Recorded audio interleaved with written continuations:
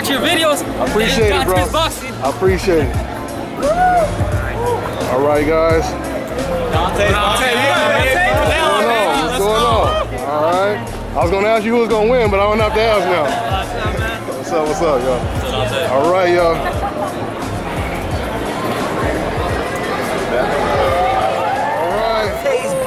Nation. My man. Canelo!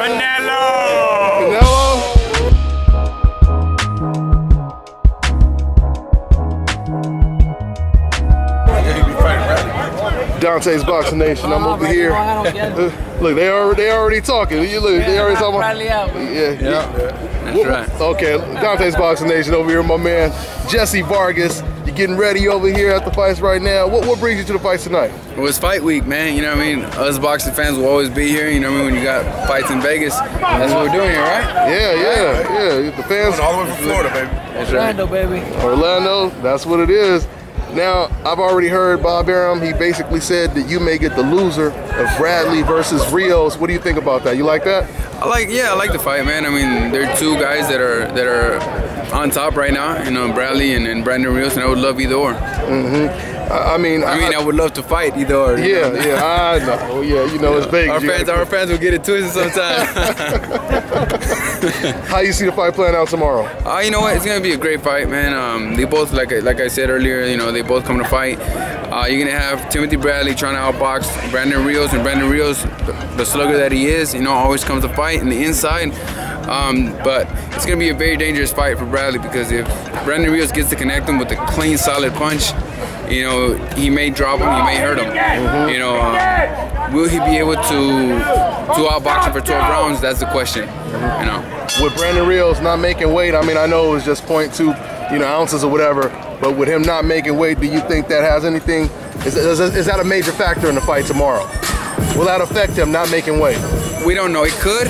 It couldn't. I mean, we just don't know. You know, because those 2 ounces, 3 ounces, you know, 0.2 right over. Yeah. It could affect them. You know, it couldn't affect them. It just depends on him. On certain fighters, 1 ounce will affect them. You know what I mean? It's just too extreme. It's dangerous. It seems that he's okay. He should be okay though.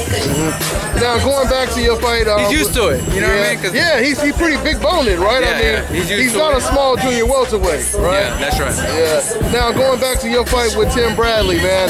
Now I was looking at some of your interviews you did with other social media sites, and they was kind of going in on you for basically saying that you won that you won the fight, or whatever it is you were saying about the knockout, that it should have been overturned or whatever.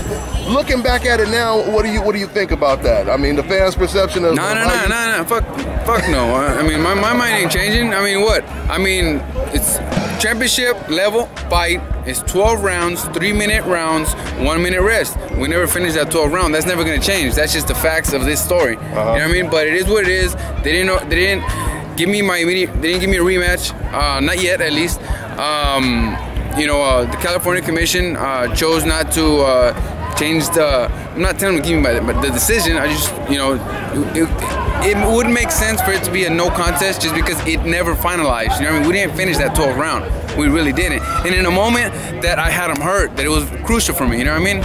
I mean, those last 10 seconds, if I would have connected one more, it would have made me a hero. You know what I'm saying? Just like Julio Cesar Chavez, when he beat Medrick Taylor, he was losing the fight, but he was able to knock him out in the last 10 seconds.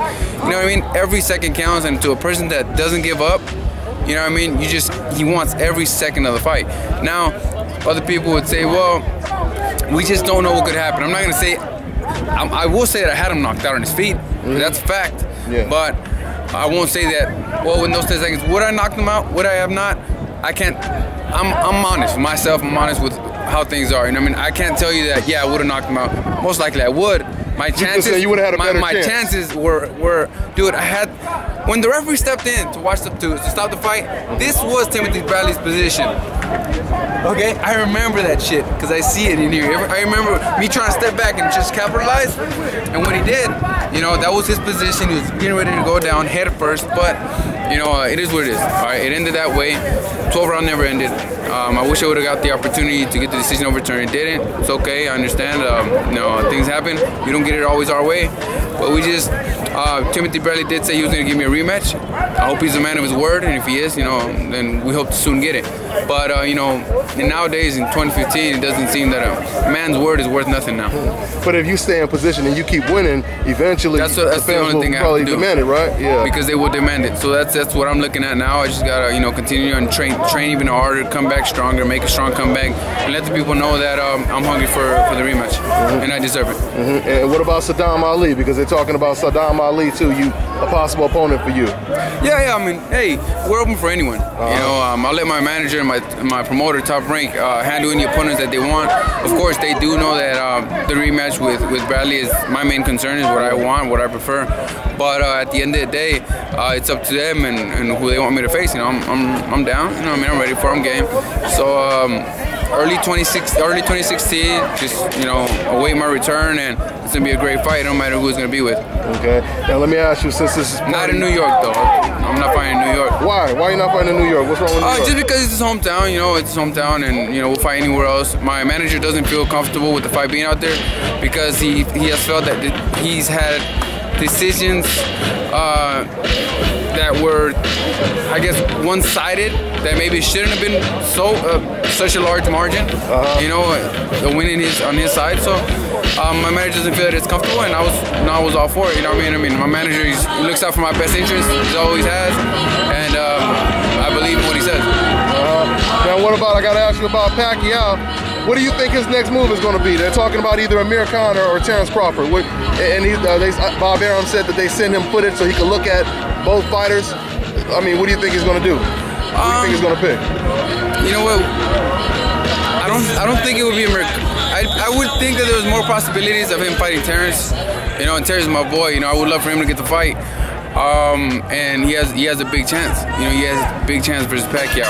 Yeah. You know, I can see that. But I see the fight being easier to make with Terrence Crawford than Amir Khan. Just because Amir Khan isn't with Top Rank, he's with I'm not sure. Kind of without Heyman, but I guess he has a deal where he can work with other, you know, promotional companies. We don't know exactly. Because Bob keeps saying that, you know, it's out of Amir Khan and Terrence Crawford.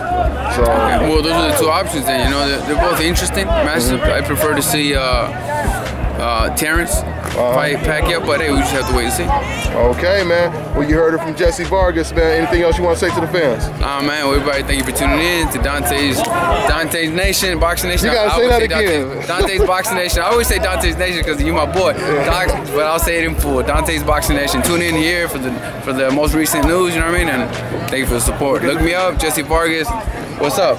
Look at him. He's showing some. That's what he said. Right? What did he say? Get the weight. He said like 2 pounds. Oh, okay, yeah. Take a shit. That's what he said. You heard it here first. You heard it here first. Thanks, Jessie. All right, man.